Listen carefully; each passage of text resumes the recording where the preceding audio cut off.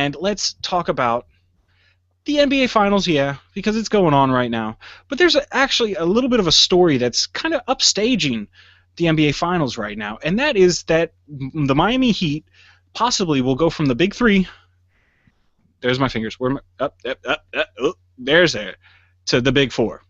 And now you ask, why need Big Four? Big Three has always been the magical key, and that is because they're greedy, and I do not like the way the Heat build teams. Because what they're talking about. Hold on. Before you go into this, maybe you are going to go into this, but I don't care. I'm cutting you off. All right, cut me off. What's the Big Three? What's the Big Four? What are you talking about? Okay, so in Miami, we have a team called the Heat. The Big Three. Now, traditionally, you've had teams like, I believe, the Lakers. Of the Showtime Lakers, you had Magic Johnson, Cooper, and Kareem Abdul-Jabbar. You had the Celtics of the 80s with Bird, McHale, and Parrish. Traditionally, you get these three good players together, and they gel enough, and they move on.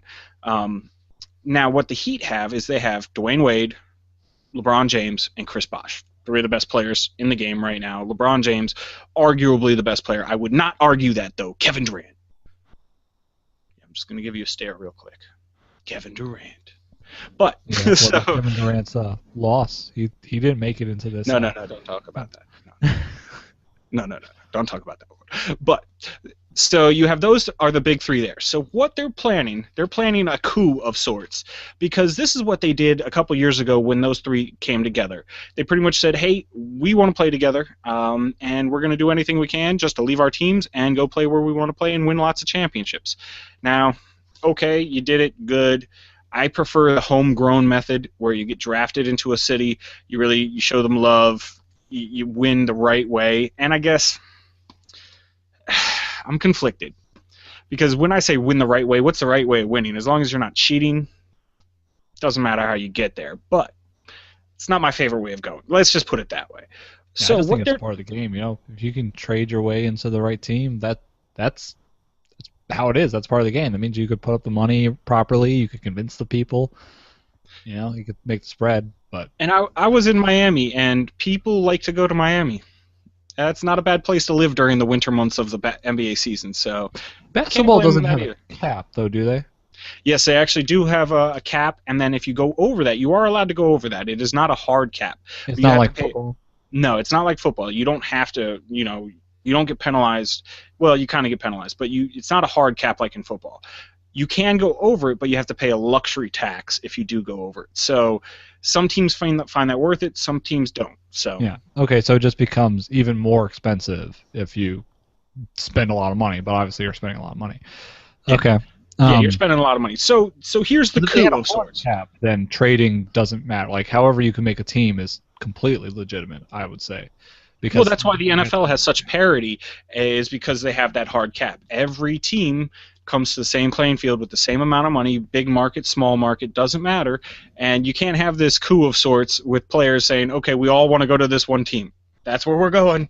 Hey, here we come. Except for that one year when people could pay as much as they want, and then people that did got punished for not breaking rules. Collusion, some might say. Yes. And I'll just leave it at that. Just leave it right there because we're on basketball.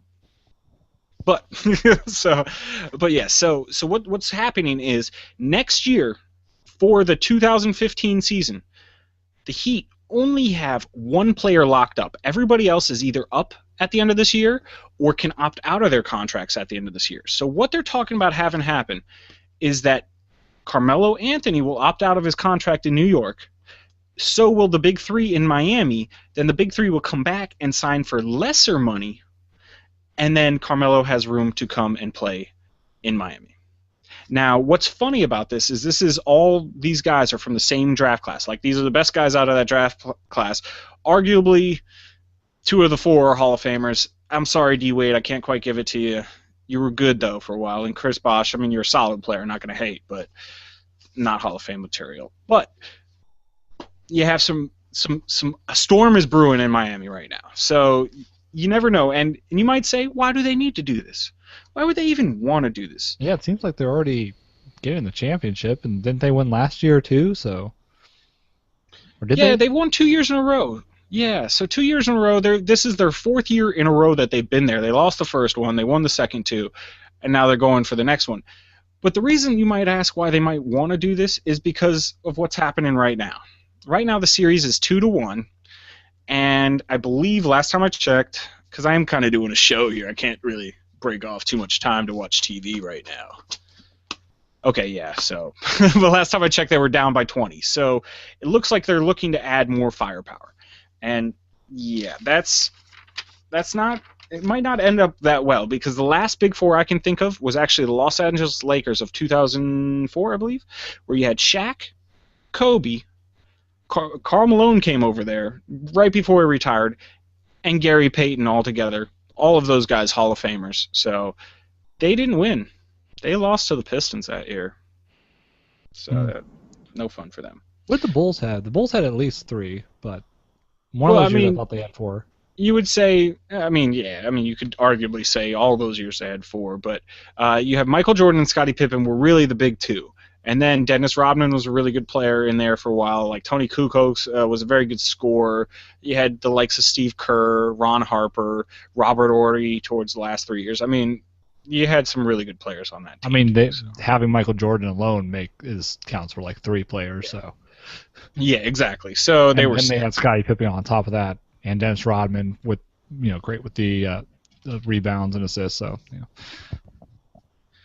Yeah. So, but while we're on the subject, I just wanted to mention a couple things about what's going on right now in this Spurs Heat series.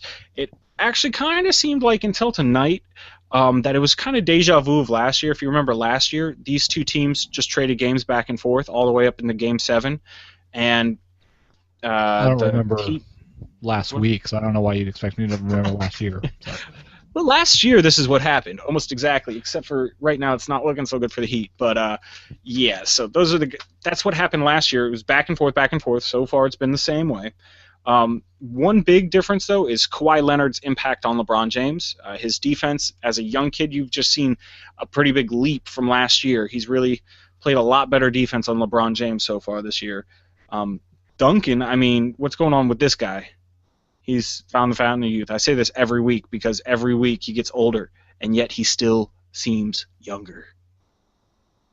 What can that possibly mean? I don't know. But Mutant powers. Mutant powers. He could be Wolverine in disguise. We figured it out. He's got adamantium bones. That's why he never gets hurt. Exactly. And that's also why people are scared of him, because he whips out claws sometimes. I don't know. He's actually a pretty nice guy. He never gets in fights on the court. He just, it's kind of like a big teddy bear. That's all just a front. And he doesn't get in fights on the court because he doesn't need to, because he's got adamantium skeleton bones and he can shoot people with claws. They're not going to mess with that. Yeah, no. Not messing with that at all. But yeah, and another thing that's happening right now is, like I said, you got to look at the benches. The bench of the Spurs is just totally leaps and bounds beyond the bench of the Heat. I mean, that's what happens, though, when you spend all your money on 3 players. And that's what's going to happen when you spend all your money on 4 players, because when they get tired, I mean, yeah, they're great players. They can play 36 minutes. But if you try to get them 40, those last 4 or 5 are going to be horrible minutes. You got to get these guys rest. It's just the human nature. Your body has to rest. You can't just run back and forth for like an hour. And hold on. I'm going to stop all the soccer fans right there who say, oh, our guys just run a straight around for an hour and a half. No, you don't. Half the time they're standing in one place. All right. Just got to get that out of the way. What about Chewbacca? Chewbacca. I mean, he's a Wookiee. I mean, he can do whatever he wants. And long distance runners.